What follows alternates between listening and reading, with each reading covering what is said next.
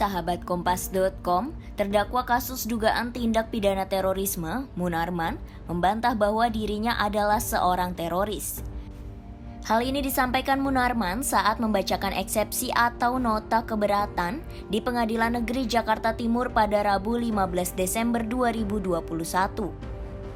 Mantan Sekretaris Front Pembela Islam itu lantas mengaitkan tuduhan tersebut dengan aksi 212 pada 2 Desember 2016 lalu. Sejumlah pejabat tinggi tanah air pun diketahui hadir dalam momen tersebut. Mulai dari Presiden Joko Widodo, Menteri Koordinator Bidang Politik, Hukum, dan Keamanan Wiranto, hingga Jenderal Tito Karnavian yang saat itu menjabat sebagai Kapolri. Saat membacakan eksepsinya, Munarman pun menampilkan foto-foto para pejabat negara tersebut. Menurut Munarman, jika dirinya memang mempersiapkan aksi terorisme, maka sederet pemangku jabatan itu dipastikan sudah tidak akan menjabat sampai saat ini. Seluruh pejabat tinggi negara ini, mulai dari Presiden, Wakil Presiden, Menko Polhukam, Panglima TNI, Kapolri, Pangdam, Kapolda, dan beberapa menteri lainnya. Bahkan Kepala BNPT yang saat ini menjabat juga hadir. Kalaulah tuduhan yang disematkan terhadap saya itu benar untuk mempersiapkan perbuatan terorisme, yaitu berupa untuk menimbulkan suasana teror atau rasa takut terhadap orang secara meluas, atau untuk menimbulkan korban yang bersifat massal melalui tindakan kekerasan, pembunuhan atau penghilangan nyawa, perampasan kemerdekaan, pengeboman atau perusakan fasilitas publik lainnya, maka sudah dapat dipastikan bahwa seluruh pejabat tinggi negara yang hadir di Monas tanggal 2 Desember 2016 tersebut sudah berpindah ke alam lain. Sebab kesempatan tersebut adalah kesempatan emas bagi seorang yang otaknya adalah otak teroris dan keji. Namun faktanya, para pejabat tinggi negara tersebut aman dan baik-baik saja, bahkan bisa menjabat terus hingga saat ini.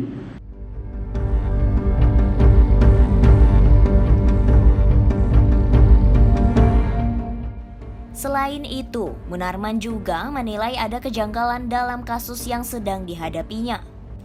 Pertama, ia merasa mulai menjadi target aparat penegak hukum setelah membuka fakta tentang kematian 6 laskar FPI yang tewas dalam insiden penembakan di KM 50.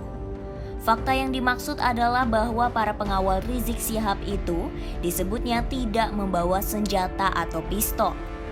Sejak pengungkapan itu, Munarman merasa berbagai pihak berusaha melaporkannya kepada pihak berwajib untuk memenjarakannya. Ia pun merasa semakin tersudut dengan penggiringan opini dan pemberitaan media. Kedua, Munarman menuding bahwa penangkapannya hanya bertujuan untuk menutupi kematian 6 laskar FPI dalam insiden penembakan di KM 50. Ketiga, pihak Munarman merasa bahwa terdapat dakwaan jasa yang tidak ada kaitannya dengan Munarman. Dakwaan yang dimaksud yakni terlibatnya Munarman dalam sejumlah agenda pembayatan di Makassar, Sulawesi Selatan, Kabupaten Deli Serdang, Sumatera Utara pada 24 sampai 25 Januari dan 5 April 2015.